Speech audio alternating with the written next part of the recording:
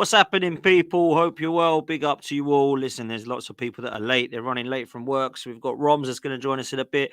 Lil Dan that's going to join us in a bit. So it's just me, Billy, for now. So, Bill, how you been, man? I ain't seen you for ages, bro. No, it's been a while, hasn't it? Yeah. No, I'm good, thanks, mate. All good. All good. Yeah, transfers are starting to circulate, all the rumours and stuff like that for Villa now. It was quite a slow start, but we're starting to hear more and more. So yeah, cogs are turning. I think it was probably we weren't 100% sure about that profit and sustainability stuff that was going around, and once we got the clearance, I think now we know like where we stand, kind of thing. So I think that was probably the reason for a slow start. But yeah, all up and running now. All the names that I'm seeing are quite young, like up and coming stars, if you like, these wonder kids, if you want to call them that. So yeah, exciting times really. It's looking decent, and the players that we've been linked with, like I say, look like they've got decent careers ahead of them. So hopefully, if they do come in, they do have decent careers ahead of them. Yeah, man. Listen, let's talk about Emil Smith-Rowe because he's being linked with a move to West Ham and Aston Villa are apparently sniffing around him. Now, I'm hearing from my end that West Ham have approached us for a loan with an obligation to buy him for £27 million, and it's been rejected because Mikel Arteta sees him in his plans. Now, Arteta has not played this guy. He's been 18 months warming the bench. He's been injured, to be fair to him, but when he has been available, he hasn't really given him a chance. Now, he apparently wants to stay at Arsenal and he loves the club, and it's great to hear that and it's good to see, but he deserves to play. At the moment, he's behind Trossard, Havertz, Vieira, Erdegaard, Martinelli and Saka. And to be fair, Reece Nelson has actually got the nod ahead of him a few more times than Smith-Rowe.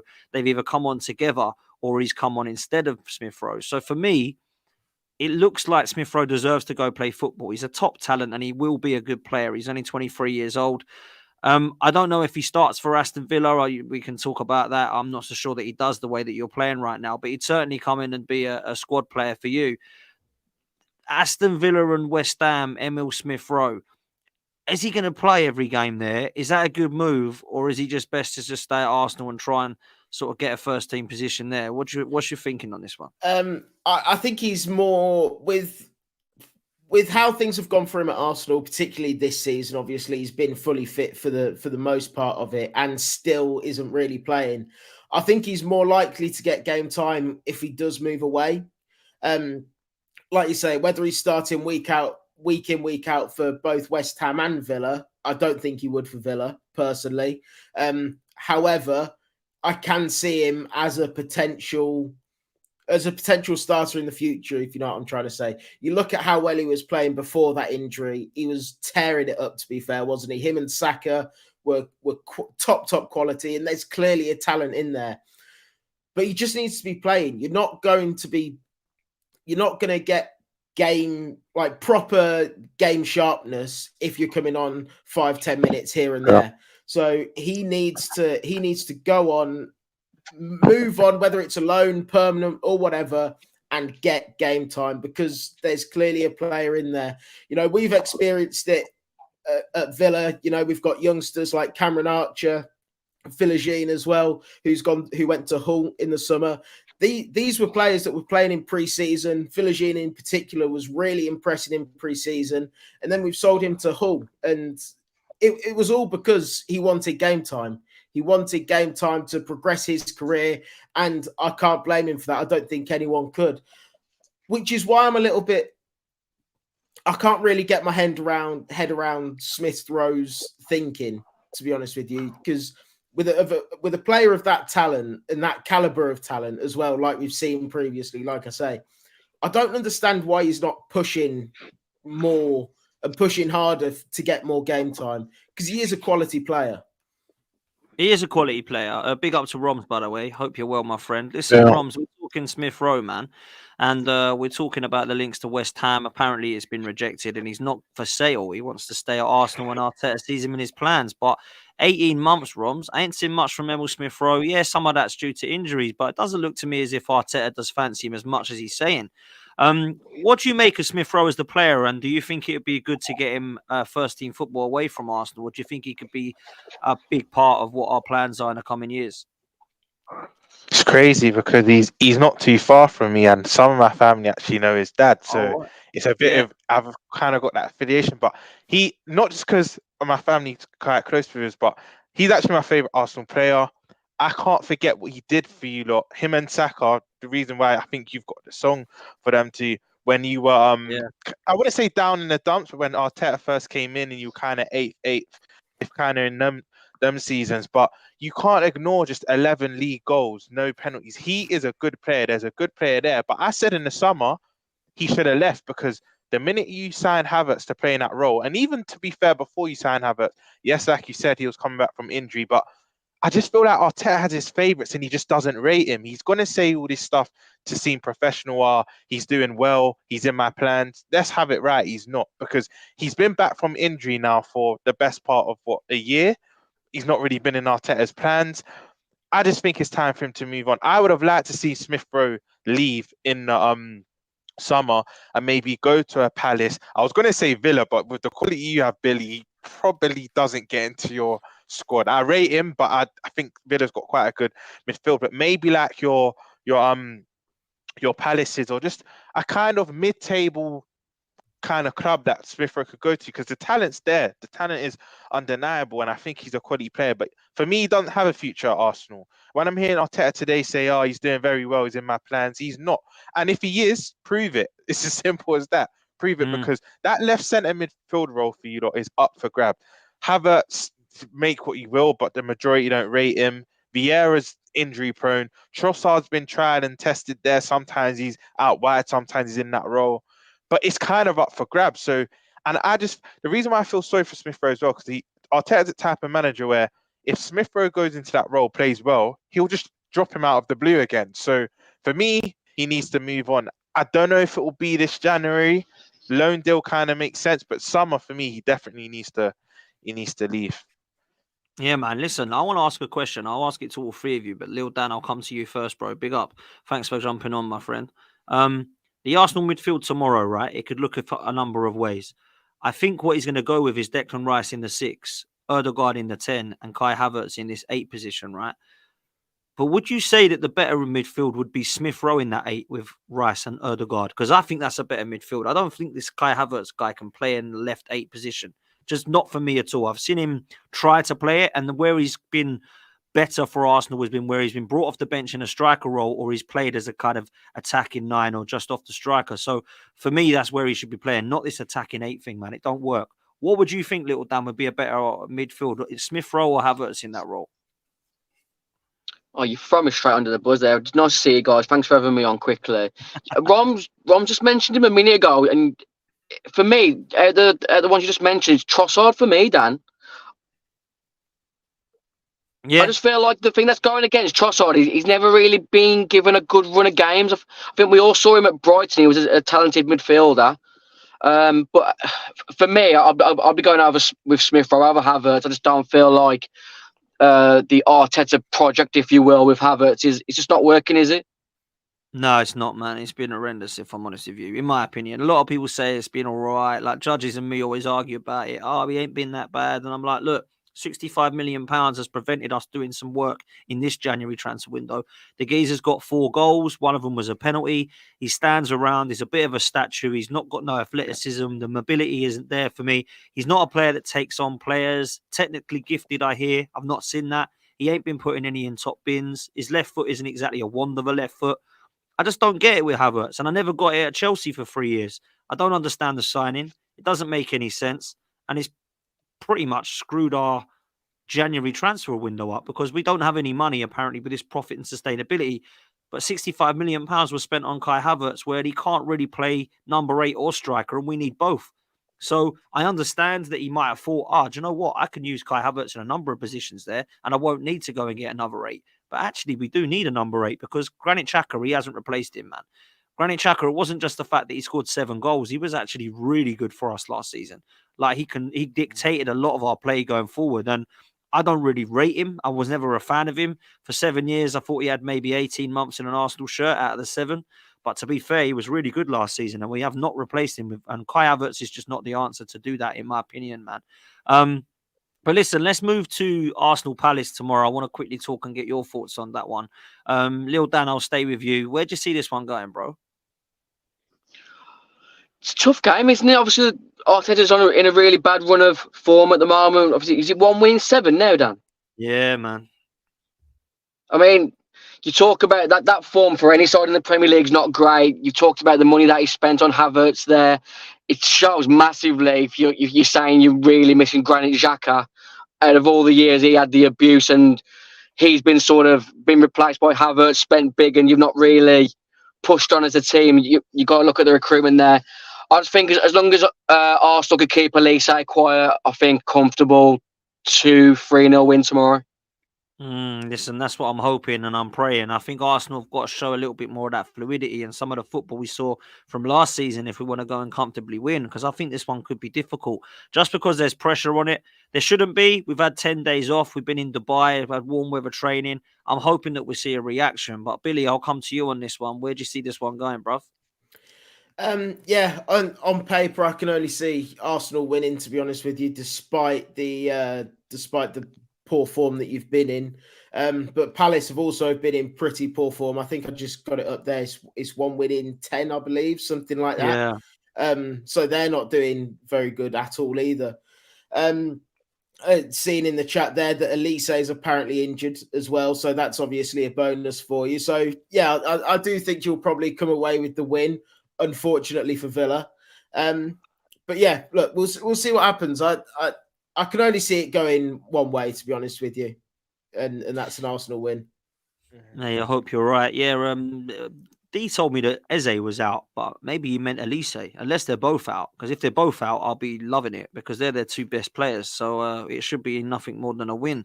Roms, do you think Arsenal will get the job done, bruv, or do you think they're going to be same old knocking on the door, can't score? No, I reckon it'll be a stressful game, but I think you edge it 1-0. I don't think it will be this comfortable 2-0, 3-0 win. I think you'll just get over the line. Do you remember, Dan? There was a game a couple years ago. Cause I went with my brother actually, and you lost your first 3 games of the season. I think it was season before last, and then you come back after the international break against Norwich, and you had to win that. Otherwise, Arteta it was fine margins. He most likely would have lost his job. And I think Aubameyang scored a scrappy goal, and you end up winning 1-0. I reckon it will be a similar game like that tomorrow, where that's exactly what I've Arsenal gone for. 1-0 scrappy win. Yeah, that's what I've gone for, bruv. I reckon it will be huffing and puffing. And again, your goal, I reckon, will be a penalty or a set piece, maybe a Gabriel Saliba header. But I can't see Arsenal scoring from open play at the moment. I just can't. But I do think you get the 3 points. And sometimes you just need that scrappy win. You don't just need a win. You literally just need a win, because 1 in 7 is not good enough. But I reckon you win it 1-0. Will be a tight win for you. I'm sort of with Roms there, Dan. Is that, do you know when you played Wolves the other month, Dan? Yeah. On the day, it was comfortable the first 10 minutes, but in the end, you made really hard work, didn't you? Yeah. And we an extra 10 minutes. An extra 10 minutes, you probably would have nicked a draw from that game. Yeah. You were on to and it was the same with Forest at home. Exactly the same with Forest at home, first game of the season. They flung Chris Wood on and Elanga, and they scored, and then they went and smashed the ball up to him, and that was all they were doing. And I'm like, this ain't looking good, man. This could be a 2-2 on the first game of the season. Same thing with Wolves. Should have been out of sight. Couldn't do it. To be fair, Roms, we should have probably beaten you in the FA Cup. Couldn't get out of sight. Should have been 2-3-0 at the first 20 half. minutes. Yeah. Unbelievable. So it's just not working for us in front of goal at the moment. And I think Arteta's got to change something for me, big time. Before we move on to Liverpool, let's get your opinions on where you think Arsenal actually will be fighting for this season. Are we in the top 4 race? Are we still title contenders in your opinions? And do you actually think Arsenal will do anything in terms of getting close to Man City? Billy, start with you, bruv. I think the title's probably run now for you. I can't see you coming back from where you are. You know, it was your time when City were, like we've spoken about this with LB. It was your opportunity to really punish Man City when they went on their poor run, and you did the opposite. You just let it go by, really. And Man City aren't going to let your poor form run you by. You know, De Bruyne's back now as well. They're going to go on and just charge the league. I think maybe if Liverpool can keep at them, maybe we can see someone else win the league aside from Man City. But I just think it's Man City's title to lose, as it was at the beginning of the season. Yeah. You'll get top 4, 100%, but that's not where you want to be, is it then? You want to be up there competing with Man City, taking it to the last game of the season kind of thing. But I just can't see that happening, to be perfectly honest with you. No, listen, I can't even fight that and say that I don't agree, because I agree wholeheartedly. I think it will be a top 4 finish. I actually think we'll come third. I think Liverpool and City will finish above us, if I'm honest with you. Roms, any disagreements there? Do you think Arsenal can still put a title race together? We're only 5 points off the top. What do you say? No, I agree with both of you. I reckon you'll finish third. You'll get top 4 comfortably. I actually believe by the end of the season, there'll be a gap between Arsenal. There'll be a gap between Liverpool, City, and Arsenal. So you'll be, let's say, 5-6 points away from second. But then I do believe there'll be a gap from third to fourth. I think people that are chucking Arsenal in this top 4 battle with the likes of Spurs and your Newcastles and your Villas, I don't think Arsenal will be in that battle. I just think you'll be in an island of your own. You'll be third. There'll be a gap between third and second, and then a gap between third and fourth. But I think you comfortably get third. But the firepower, they've not showcased what they showed last season. If Martinelli, because I've always said you don't necessarily need most. Cool. If you look at the Premier League, most Premier League winners have had that out and out 9 that is world class, that gets you all the goals. But you only got to look at my club. But the only difference with the Mane and Salahs, they were doing it season in, season out. They were consistent. Now, a lot of us fans saying they need this 9. To a degree, you do. But if Martinelli and Saka could replicate last season, you don't necessarily need one. But the fact they haven't, now you're screaming out for one. I know some fans were already screaming out for one at the start of the season, but I just worry about your firepower. So I think you get third comfortably, but I no longer put you in a title race anymore. Interesting, man. Listen, I had us in second. I never said we'd win the league. I didn't think we were good enough. I had us in second, but it looks like I had Liverpool third. But I think, to be honest with you, it's looking like they may switch places now. But football can change, man. Liverpool without Salah, which touch on in a minute, could be a different Liverpool. But we'll see, man. Lil Dan, any thoughts on Arsenal? Anything you disagree with? No, it's hard to see past City, Liverpool top 2, isn't it? I feel like Villa have been found out now, Billy. I feel you've been found out. The treble's not on anymore, Billy. Forget about the treble. It was never on. It was never on. It was on just so I could tell you it wasn't on. Fair enough. It's going to be tough. I think the difference is, ever since I put Ollie Watkins and John McGinn in my fantasy team, Villa have started to peter off, so they'll be staying in for the rest of the season. And then, it's like you said, Dan, unless something dramatically changes in your final third, Saka starts hitting a run of goals. Martinelli needs to start chipping in with goals again, doesn't he? And then Nketiah and Jesus, they need to start firing. It's just where you're going to score the goals consistently to get back in that title race, which I don't feel you or Villa have got enough firepower at the moment to get in that top 2. And I don't really see either Villa or Arsenal finishing outside the top 4. I just think Arsenal will just pip it at third. Yeah, it's an interesting one, isn't it? I don't really see Arsenal winning the league and never did, but certainly with this squad, it's just nowhere near good enough as far as I'm concerned. Listen, Partey's due back at the Forest, which is literally the game after Palace. That could change things. I think he's an unbelievable player when he's fit, and I think he's going to help with the transition. Timber isn't too far off. I think he's weeks as opposed to months now, so that's really good. And Tomiyasu will be back once the Asian Cup's done. That's going to give us some stability.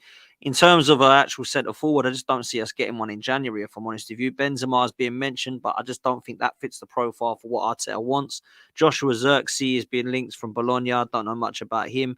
And also this guy from Getafe, who we had a bid rejected for 22 million. But again, don't think he's going to take us over the line. So I don't think it's going to be a very exciting window for a lot of people, but it certainly ain't going to be exciting for where Arsenal are concerned, in my opinion.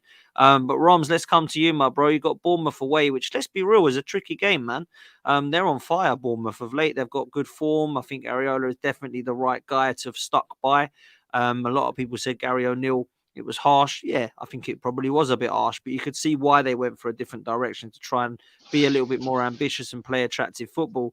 No Mo Salah. I want to ask you on him first. First of all, how are you going to get on without him? And 2, does it sound like he's injured for a while with his hamstring injury, bro? Right, Salah's a player that most Liverpool fans will tell you he does not get injured for us. So the fact he went off yesterday, for me, rings alarm bells that it's worrying. I don't think because he was touching his hamstring. If I had to predict now, we're still waiting on the scans or whatnot, but I think he'll be out for about 3 or 4 weeks, if I'm being honest. And that would mean so 2 of the weeks he would have already missed, albeit how well Egypt do in the AFCON. But where he was supposed to come back for the game on the 11th, I believe, or mid-February, I reckon he might be out to the end of February now because this guy never gets injured. Touching his hamstring, it wasn't an encouraging sign. The next 3 games, look, a couple of weeks ago, I said we get 3 out of these 9. We always draw to Chelsea. I thought we'll draw to Bournemouth. Now I think we beat Bournemouth only because of their absentees and their injuries. I've seen they have a lot of players out, and I think we have enough quality to get over the line. Then we've got you lot at the Emirates, and regardless about your firepower and you lot not being in form, it still is Arsenal and Emirates. And that first half you showed against us shows me that you're still a dangerous team. You just can't put the ball in the back of net. But football's a funny game. What if that particular day you have your shooting boots on and you're 2-3-0 up in the first half? So for me, Salah will be a blow, but only to a certain extent because he would have missed these next 3 games anyway. And I'm not sure who we have towards the back end of February, but I think 1 or 2 games he'll miss. But for me, it looks about 4 or 5 weeks out, even without the scans, because hamstrings never a good sign. But he was walking quite comfortably. I know a lot of the big Liverpool accounts are now saying a lot of the people around the Egypt camp are suggesting it's not as serious as first feared, but we've heard this all before, like this PR stuff that comes out. So I reckon about 5-6 weeks. But in terms of our title race, it's a blow, but I don't think it will affect us as much as rivals may think. I don't think it will affect us as much as rivals may think because after the Arsenal game, we got a nice. What's your best front three? Do you think? In my opinion, Nunes on the left, Jota through the middle, and Diaz on the right. Yeah, that's the front three. Gakpo, I'm still 50-50 on. I'm not saying he's a bad player, but there's some games he starts and I feel he can be a passenger. Then there's some games he comes on and I feel like for me, Gakpo is more impact player. I don't think he's as good as some of our fan base may feel. Maybe I'm being a bit too harsh. Maybe it's a bit early to have that opinion on him, but there's a lot of games that just seem to pass him by. But I just think Jota, Nunes and Diaz, you saw against Arsenal, you saw against Newcastle, you saw against Fulham in the League Cup. Our last 3 games, they're scintillating. And when them 3 are on it, they're on it. And I think Nunes, unfortunately, I was one of his biggest advocates for that. But I've just accepted now he's just a forward. He's not really a striker. I don't know when we started to include assists for strikers, but again, to protect your players, I think you now do it. But for me, he's so effective off that left. He gave you lot trouble at the Emirates. He was excellent against Newcastle. And I just think Nunes, I think he can own that left wing role. Jota's just Jota. Give him half a chance, he's burying it. And Diaz is starting to come into form now. So I think that's our strongest front three. Gakpo just misses out for me. Yeah, see, I would agree. It's tough, innit? I would probably say Jota, Nunez and Diaz, but I think I'd probably put Nunez up top, you know.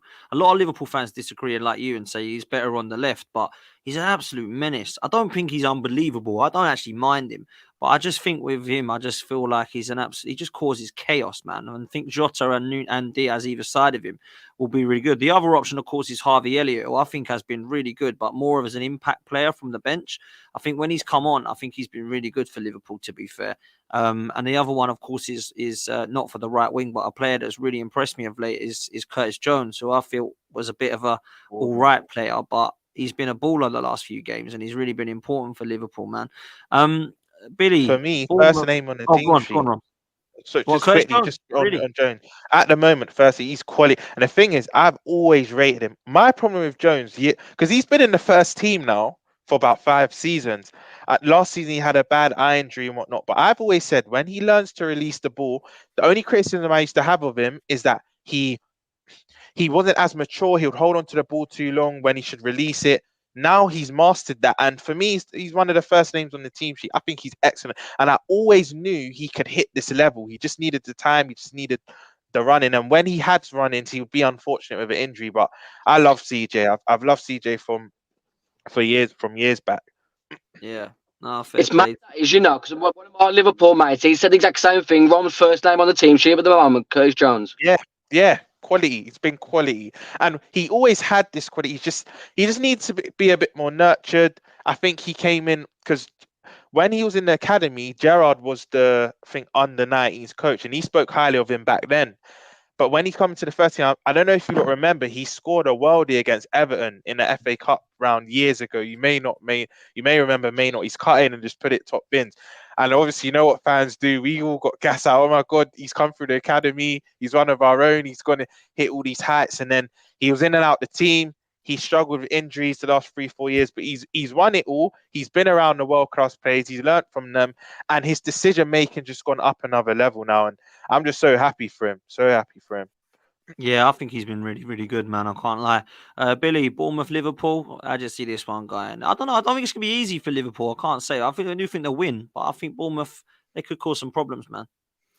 Yeah, I think it's going to be one of those games for Liverpool where they have most of the ball, most of the possession, but for large parts of the game, they just can't seem to put it in the back of the net. I'm sure Roms knows exactly what I'm talking about. And yeah, I can see it being one of them, to be honest with you, but I could also see it being one of the games that Liverpool just go on and it's quite a comfortable win as well. It's just an opportunity now for these other forwards for Liverpool. You know, speaking to Errol, he constantly goes on about how they've got the best front line in the Premier League, which I don't disagree with by any stretch. It's now the big boy's gone, now Salah's gone. It's time for you to really show us what you've got, kind of thing. So I think there might be a little bit of pressure there, in terms of that, but. Yeah, I think they'll be all right, to be honest with you. And I think Liverpool will probably come away with the win. Yeah, likewise, man. Lil Dan, what are you going for, bruv? I think he'll be comfortable tomorrow, Roms. I know Liverpool have struggled in recent times at Bournemouth, and Gary O'Neill got a victory against you. I think lost maybe a couple of years ago as well. But I think it's going to be. I've been saying it for weeks. I'm sure I said this last time I came on here. There's going to be a week where Nunes hits big, and I think it's this weekend. That's what It's you're chaos. It's absolute chaos. But I think there's going to be a week where he hits like 3 or 4, and I think it might be this weekend. Do you know what it is, Dan? I got stick from my families because I was backing him when actually the majority of us do, but there's a section of us fan base was like, you know what? How long can we give him time? He's not doing what we brought him in for. And I was like, you know what? It's coming. Then the Fulham game, when we just beat Fulham 4-3, I was like, you know what?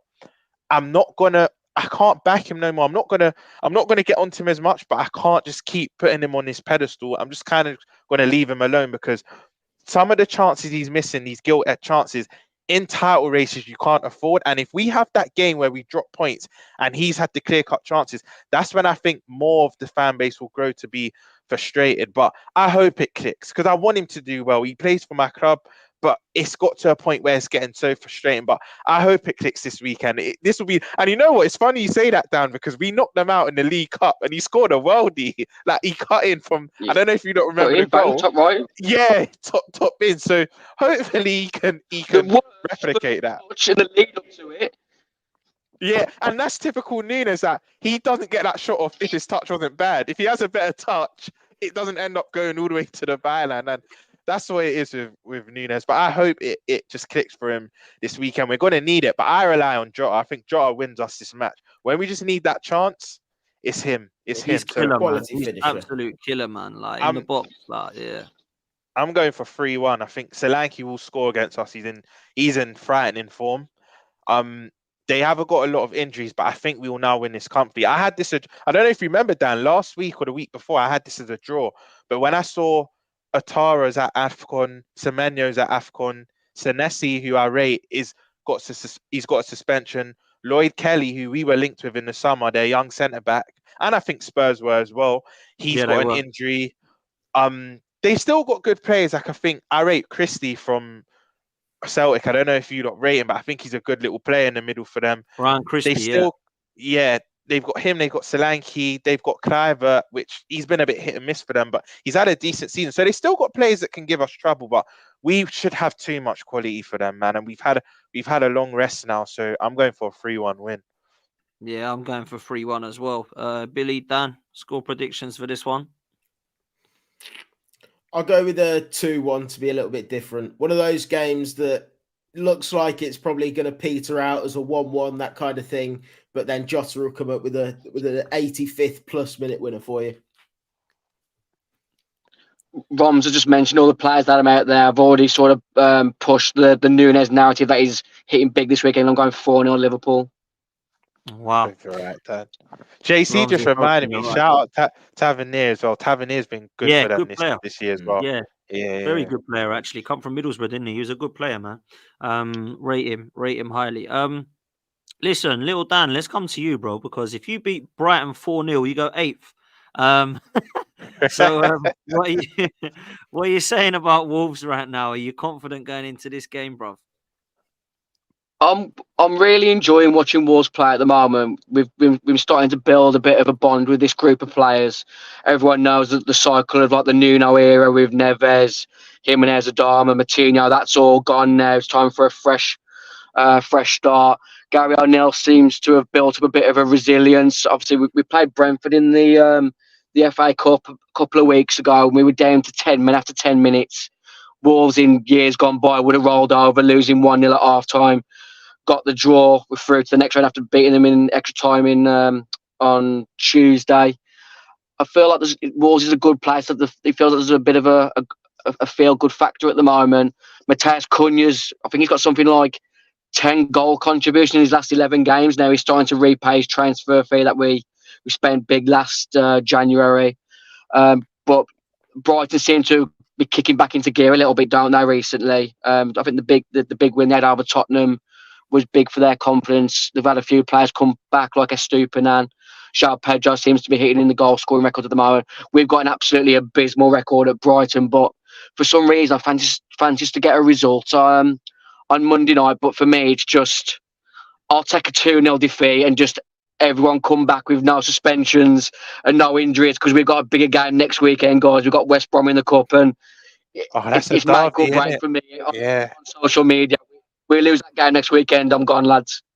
Bruv, you can't lose that one, man. You've Off got grid, forget about it. Off grid. Yeah, man, it will be.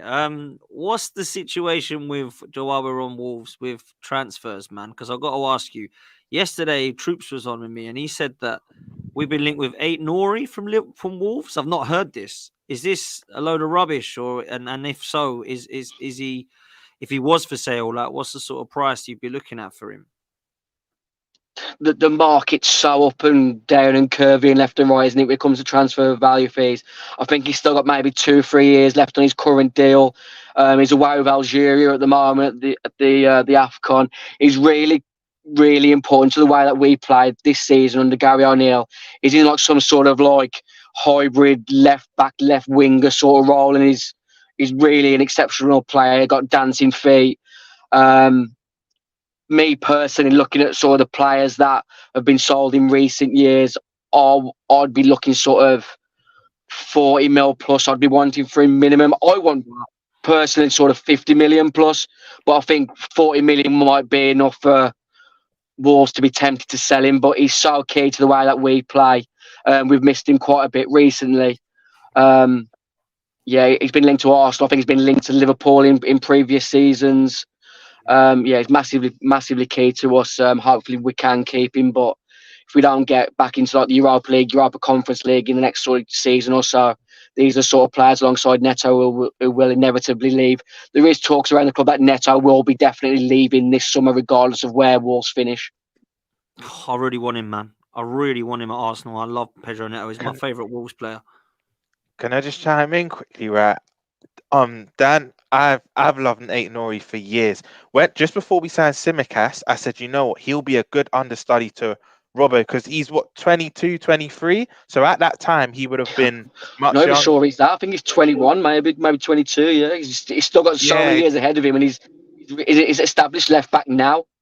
Yeah, and I've always said, right, as Robbo's slightly aging and he's getting a bit older, I said, you know what, bring him in as an understudy. Once Robbo, because this is what City do so well, they bring in the replacements before the players retire or break down, right? So I was like, before Robbo gets a bit older or he starts to kind of decline, let's bring in an 8 Nori. Would have been he would have been a nice sum for us. He would have been well within our remit. The only thing I would say, and I think you would agree, Dan, is his injury record isn't the best. He goes off quite a bit. He is quite injury prone, and I remember a lot of my family thought I was just off my rocker. But there's a game where it was evident. Do you remember when Origi scored last minute? He locked up Salah the whole game. He's come off injured. Oh, it's twice. It's twice now. He's locked up Salah. And I think the first time he went off cramp, and I think we were defending pretty comfortably up until that point. Yeah, and then Origi scored. And that was in a tight He had race. Salah locked up for the majority of the game. Yeah, I think he's a baller. I think he's so underrated, and people don't realize how good he actually is. I'm a little bit cold because I'm out in the car filming this, but I'm actually excited talking about Ryan Aït-Nouri at the moment because this season his actual fitness does appear to have like massively improved this season. I don't think he's gone off with cramp all this season. He got subbed off one game. I think he might have been Chelsea when we were 2-0 up, and he was upset to be subbed off because he was literally yes. Yeah. Right for the moment, Ryan Aït-Nouri is, and I'm really excited for him. I was pushing him on our social media to be the next Vicente Lizarazu, but then he chose Algeria instead. Yeah, no, listen, I would not be against signing him. I just don't think we've got that sort of money, and also I feel like he's a massive attack sort of left back as opposed to one that can do his one-on-one defending. So I'm not so sure that Arsenal will be looking at that because we've already got Zinchenko. But I was just interested to see the link. What's your situation, Dan, with like the profit and sustainability, finances? Have Wolves got any money to spend? Do you expect to get anybody? From what I gather, the club were close to breaching, but obviously with the fire sale of Neves and Matheus Nunes in the summer, we were comfortable. I don't think there's a massive amount of money to throw at it in January. The club seems to have gone back to being sort of, self-sufficient, where the likes of selling Neto and Aït-Nouri will inevitably have to happen to sort of reimburse replenish the squad in the summer. So I think there might be. I think like the majority of clubs in January, I think it'll be loans with options to buy. We need a number 9. We've let Fabio Silva and Sasa Kalajic go out on loan. So we are in the market for a number 9. We've been linked to Danny Ings and Shea Adams. And for me, I'd rather just muddle through with the forward players that we've got than bring in either one of those. Danny Ings, I mean, he's done, isn't he? If he was a horse, they'd be putting him down now. Do you know what I mean? He's absolutely... Honestly, that guy, man. Jeez, I just don't get it. Like, for some reason, I love Danny Ings. I don't think he's a great player anymore now, but being at Villa as well, I just love him. I don't know why. Yes. I forgot he was at Villa. We're still fond of him. It makes no sense, Bill. Makes no sense because he was awful, but the only time he played well was against us. He had a couple of decent games. But yeah. When he's at Burnley, I thought, he's a good player. He's going to be the one to come through. And he never really settled at any club, did he? You know what I mean? Those injuries crippled him. All of the injuries.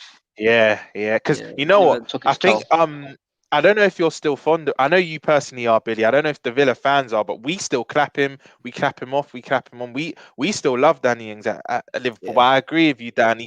He's not that needle mover. He's not going to take you to the next level. So I understand that. West Ham got a massive wage too. Yeah, West Ham want him gone and replaced. That says it all. What's that, Bill? No, Southampton got the best of him in recent years. Yeah. Danny Ings, he was quality for That's so true. Yeah, he was. I remember. Yeah, didn't really get injured there as well. No, didn't really get injured. He had a run, didn't he, of just playing regularly and back to. Yeah, I even forgot that he was there. I think he even hit double digits in the league for one campaign there. 1 or 2 campaigns that he got. No, I think he did. My head. Always used to score against Villa as well. So when he came to us, I was just glad that he didn't have to score against us anymore. Yeah. Rob, you need to hope that Villa don't sell you Ollie Watkins because they've already sent you Ings and Benteke.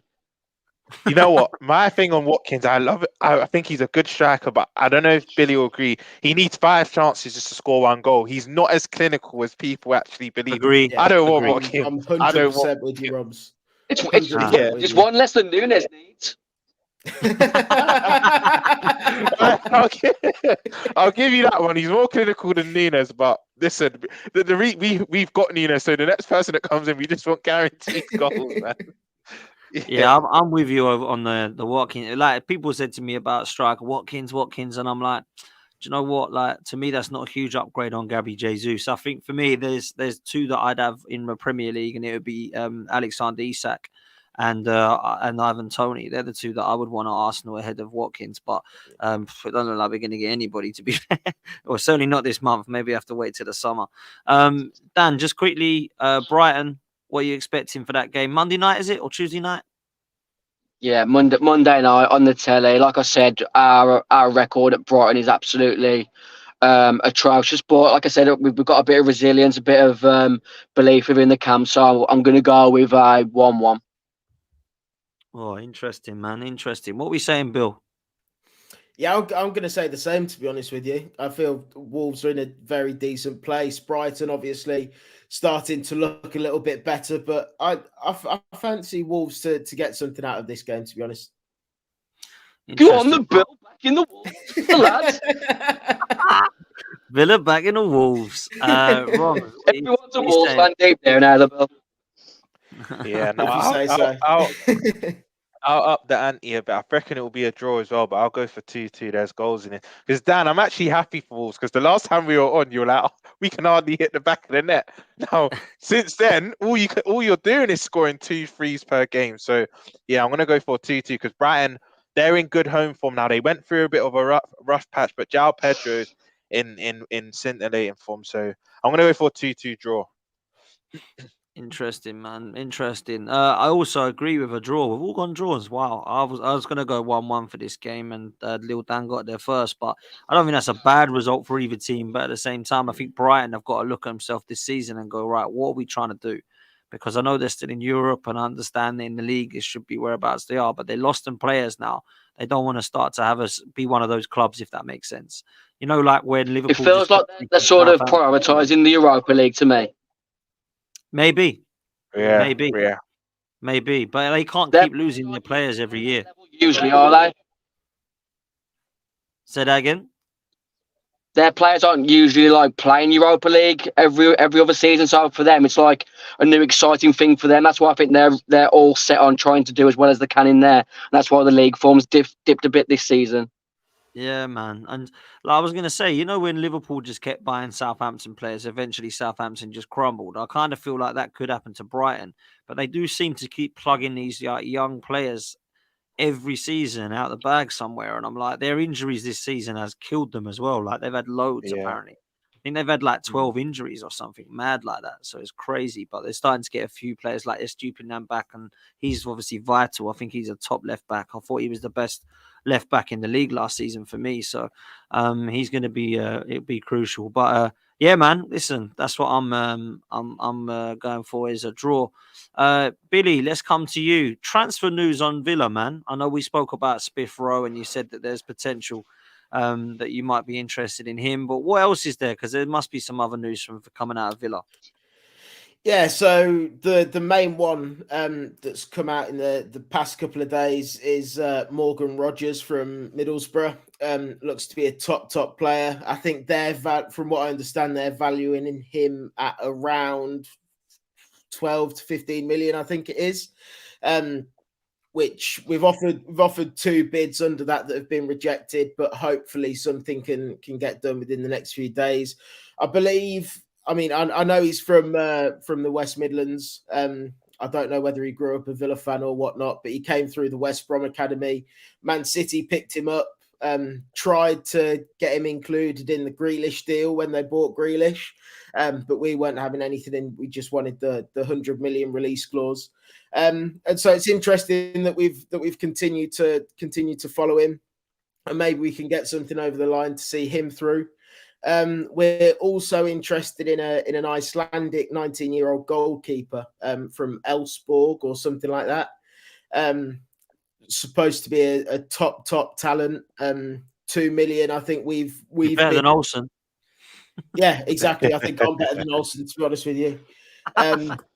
So yeah, 2 million's what we've bid for him. Copenhagen with the other team interested, and they've bid 1.7 million. So maybe something can happen there. We've just sent another youth goalkeeper out on loan, Philip Marshall, to MK Dons. So maybe that move means that we could see this lad come in. And yeah, that's I might be missing something else. Or the right back as well from Red Star Belgrade. I think from what I understand, he's done his medical today, so that's going to be sorted. Going back out on loan there for the remainder of the season. Again, looks like a top talent. So yeah, they're not big, well-known names at the minute, but they're these little gems that maybe we can turn into stars. So yeah, it's exciting. So fingers crossed we can get these players done over the line, and hopefully they can turn into big important players for us in the years to come. Yeah, man. When are you playing next anyway, Villa? We're playing not this week, the week after. You're still in the FA Cup, aren't you? Yeah, we're still in the FA Cup. Yeah. Playing Pete's boys. Newcastle at home. Got Newcastle in the FA Cup. Oh, that would be Newcastle tasty. No, Newcastle at home in the no, not in the FA Cup. Oh, sorry, in the league, not in the cup. League, Okay. Yeah. We've got Chelsea just before that. That's right. Sorry. Big up Pete, man. Big up Pete in the chat as well. Newcastle Villa. That's a massive game, you know. But do you know what? Newcastle Villa Park as well. Yeah, Newcastle need to win that more than Villa, if I'm honest. Because if Newcastle have any ambition of trying to scrape into a Champions League spot, they just have to win. They can't lose. If they drop points at that one, it's new Champions League's done. And I think, if I'm honest, I think the top 5 might even be wrapped up now, if I'm honest. I know that we're only halfway. But if you look at Spurs and Villa and the way they're playing, and I don't see Arsenal, City or Liverpool dropping out of that top 5. So for me, I think that 5 might be done. Man United and Newcastle and West Ham are then fighting for that kind of those spots, in my opinion. But a lot can change, man. A lot can change. Can I jump in a minute, Dan? Yeah, go on, bro. Pete, in the chat, if you were top 4, you might have had a chance at Neves. Forget it now, Pete. Just rubbing salt into his wounds. He was DMing me on Twitter saying, Neves is coming, Neves is coming. Neves ain't coming anymore, Pete. Piff. Big up, Pete, man. No piff. Yeah, no, you're right. Listen, I don't know what's going on, but what Newcastle are all about. I mean, Kieran Trippier is linked with Bayern Munich today. I saw. What the heck on Sky Sports? I'm like, what the hell is that all about? I've just seen that before I see that before you went live. I don't really understand that one. They've got enough fullbacks, don't they? Yeah, I don't really understand crazy. That. I don't see that happening. I don't see Newcastle allowing that. So I really don't see Harry Newcastle. Kane, sporting director. He wants Trippier and Dyer. He's got Dyer now. He's got Trippier on the way. It's weird, isn't it? I don't get it, man. I find it bizarre. What other transfers do you lot reckon could potentially go through? Because I can't see us bringing in anyone. I don't think Arsenal will. What about your 2 clubs? Do you think you can never rule out Chelsea, because Chelsea are just Chelsea. And if that 60 million bid comes in for Boro, they love spending money. They'll probably spend money on a little 18-year-old South American that they don't even need. That's just typical. Apparently, if they get rid of Brozier, they're going to come after Duran at Villa, which will be interesting, which would force us then I like Duran, man. You've got to keep hold of him. I really like Duran as well, but he's just so raw. And he's clearly got talent, and there's clearly a player in there, but he's just... I don't know. He's not ready yet for Premier League level. He needs regular game time, probably at Premier League level, where he's going to get chances. But I don't know. I'm not fully convinced. I think a La Liga loan or a Serie A loan or something like that would probably have done him a bit better in the summer. But I suppose with Archer going out, we just couldn't afford to get rid of another striker. So he's stuck around. Emery's supposed to be coaching him, one-on-one coaching kind of thing with him to try and get his levels up. So I don't know, but apparently that's what I've heard, that if Brozier goes, Chelsea are going to be straight in for him. They Listen, just don't learn Newcastle their lesson. apparently Isak and Botman, all bids will be rejected. That does not surprise me. Bruno Guimaraes, Joe Linton, I imagine it'll all be the same. I've said this: if Newcastle need to sell, it will be players like Dummett and Ritchie and some of the players they got out on loan. They'll do deals for. It won't be these players. No chance of Newcastle doing that. Well, And I unless they think if really are if they were to sell a Isak or a Botman or Guimaraes, it will be in the summer. It won't be in January. That they just won't do it. I don't know if you lot have seen a report today. I can't remember who reported it, but he seems quite credible from what my friend was saying. We've been linked to a Ukrainian winger. And if we're going to go off recent history, that doesn't really play out well with Mudryk to Chelsea. But we're linked to a Ukrainian winner called Sudakov from Shakhtar Donetsk, actually.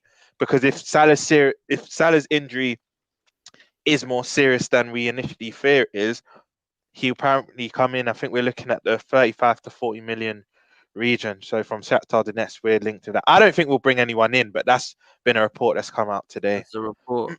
Yeah, man, we're not really linked with anybody. The Benzema rumours are doing the rounds. I just don't really see that happening. And for Arsenal, Dan, I've just seen a target for both our clubs. Jarell Hatto. I've never watched him. Yeah, but Hato, I've yeah. heard his name. He's apparently signing a new deal 17. with Ajax. Yeah. He's signing a new deal with Ajax, I think, this weekend. I don't know if that's to preserve his value or to sell him for more in the summer, but apparently that's going to go through. They're saying he's top. They're weekend. saying he's top quality. Supposed to be the next best. Yeah. Yeah, he's like Until 17, you see it, you can't really. Yeah, you can't. man. He's like Yeah. 17 years old, plays for Ajax. They've had a shocking season. I think they've gone up the table a bit now, but they ain't been great. He's got left centre back or left back. I think he can play, which is why we're being linked with him. But that's a young kid, man. That's not going to be something that excites us, to be fair. Listen, while we're on there, let's have a closing question. All of us can only pick one, but we have to be realistic with it. If you could pick one sign in this window that would excite you, that you would feel would be realistic, who would you go for? I'll start to give you guys a little bit of breathing space for this. It would excite me. People might laugh and say, no, it's washed. This would be a stupid signing. But I think if Benzema could come to Arsenal for a 6-month loan, I would take it. He's clinical in front of goal. He's more clinical than Eddie Nketiah and Jesus. I don't think we would need to be worried too much about his legs because for me, I think we've got Saka, Martinelli, Ødegaard around him. I think he could just be that killer that we need in the box. And we so need one, man. So that would be mine. I think it would be realistic. Apparently, he's up for a move. He wants to come back to Europe. It would probably cost about 300 to 350 a week. But to be fair, I wouldn't mind paying that because there's no fee with it. And if it's a loan deal, he just goes back to Saudi after the season and it's done and it's there. And if he can help us, Champions League winner, Champions League top goal scorer, one of, I don't know if he actually was in the end, but he's up there. For me, that would be an unbelievable signing. So that's the one I'm going to go with, man. Roms, what are you saying, bruv? For me, it's realistic. It won't happen, but it is realistic. But Paulina from Fulham, man. Paulina from Fulham. That's to be the one, man. But Bayern Munich nearly got him, I think, in fact, he was in Germany on deadline day for around 60 to 70 million. That is within our remit. When you see players, sorry to chuck him in here again, Dan, but when you see players at Mason Mount and Havertz going for 60, 70 million, you've got quality Paulina just there. He would, if we was to sign him, I would actually go as far as making us title favourites. That I do respect City. I think City are an amazing team and they're more than capable of doing a 4-peat. But for me, he's the missing piece because similar to what Hendo did for Trent would have no defensive responsibility. He's everywhere. He tackles a lot. Yeah, I would love Paulina. 60, 70 million, put it on the table. Fulham will accept it. But yeah, that would be my realistic one. Do you know what, Rums? That would be, I would actually say Liverpool could have a chance of winning the title if you got Paulina. I think you're literally 100%. 100%. Yeah, I really do, man. That's a great shout. Billy, what are you saying? It's a hard question for me, really, because there's not too many positions that we really need a player that is really excited, if you know what I mean. Yeah. But the main one really is at right back, and I've just been trying to think of players and stuff like that. Obviously, with this 19-year-old that's coming in, that's all we've really heard of as right back links and stuff like that. But I suppose the one that I do think it's realistic as well is probably Dumfries from Inter Milan. I think they've got a few financial troubles as well. So something like that, it'd be a top signing working under Emery as well. I think will only help him as well. So I think someone like that would be really exciting, but I don't think it's going to happen. But I do think it's realistic. One of them kind of things. Fair play, man. Lil Dan, what are you saying? It's tough at the moment because we haven't really been linked to anyone, heavily at the moment. Our sporting director said the other day that they'll only look to bring in a player that they know will definitely improve the starting lineup. And there hasn't been a name out there. I've mentioned Danny Ings and Shay Adams earlier. Those names to me don't improve our starting 11. The big thing for Wolves, for me at the moment, is just getting Wangi Chan back from the Asia Cup, because we need that focal point centrally. We've been linked to Victor Nelson, I think, from I think it's Galatasaray, centre half. I'll go with someone like that because I think that's the only sort of area in the summer we're going to need to improve. I think Craig Dawson, as good as he's been for Wolves in the last 18 months, 12 months, is we can't be relying on a 35-year-old centre back for the long term. Yeah, no, I think that's fair, man. I do think that's Dan, fair. is Hwang Hee-chan away for the Baggies game? Yeah. He's been quality for you. That's not ideal. Nah. Yeah, I just think look at our forward line: Neto, Cunha, Sarabia. I was slating Pablo Sarabia the first sort of dozen games of this season. He's really starting to show the player that PSG had recently. He creates so much. He's got such a good footballing IQ. And then obviously we've got a new local lad, literally born and bred Wolverhampton, who scored for us in the FA Cup the other night, Nathan Fraser. If he scores the winner against Albion next weekend, he's got a statue on the way. Dan, quick question for you. You said earlier Neto's most likely going to leave regardless what Wolves do till now to the end of the season. Another one I want to ask you about, I just think he's such a baller as well, is Max Kilman. Do you reckon he'll be on his way in the summer? Because a lot of clubs will be interested in him, top clubs as well, because he is quality. Yeah, I like. Because he used to do futsal, doesn't he? So he's got quite a bit of technique. He's good at dribbling with the ball. Wolves have a lot of good players, but what's your thoughts on him? Is he another one that's probably most likely going to leave? Yeah, Max is probably the biggest footballer in history to feed me the most humble pie. He's improved so greatly in the last sort of 12, 18 months. He's now the captain of the Wolves, so that's the only thing that I could maybe see scuppering a move in the summer. West Ham have been linked to him quite heavily the last few weeks. Apparently they were looking to bring in Max Kilman if they sold, is it Aguerd, to Saudi? Yeah, we were linked with Aguerd. Max Kilman seems to be the one that's been linked away from Wolves. Like you said, Roms is so technically good. It's still an absolute travesty that he hasn't been given at least one England call-up with the void of left-footed centre-halves that England have got since Tyrone Mings injured. Sorry to stop you there, but are we surprised? Are we actually surprised with using? No, it's unfortunate. Literally, the one game where Gareth Southgate came to watch him play, what's his name, Jean-Paul Mateta, made him look stupid, and I don't think he's going to get another watch again. But Romgier is a special footballer. I think he's only 25 still. Left-footed, English. It's the money that Wolves are going to want to let him go. Because I've sort of compared him to Ben White, Dan, in regards to if Arsenal were willing to spend 50 million on Ben White, then for me, Max Kilman should be looked at the same sort of money. I agree with that. I totally agree with that. If Ben White's 50 at Brighton, then you've got to be looking at Kilman for similar. And I must admit, I think he's a top talent and one that gets overlooked. But let's be real, like Gareth Southgate is a moron, man. Like, he's picking Harry Maguire over this guy. I mean, it's just scary, absolutely scary. But there we go, man. That's the way it is. Listen, people, make sure you do me a favor. This has been a Lit Paddle Lit show. Big up to Billy. Make sure you go follow Billy AV, Billy and Total Screamers podcast. Make sure you go follow Roms on his Twitter handle, and of course Dan on his Twitter handle as well. And over at the Wolves Fancast, you will see little Dan more and more. Big up everybody in the chat. Make sure you do me a favor. A massive thank you actually for hitting 15k last night. 15k was our next target, so thank you so much for everyone for allowing us to get to that target. Big up to all of you for that, and make sure you like this and subscribe, and we'll hit to 16 pretty quickly if that's the case. Big up to you all. Big up to you all for coming on. Make sure you smash a like on your way out, and we'll see you next time. Take it easy. We're out of here. Peace.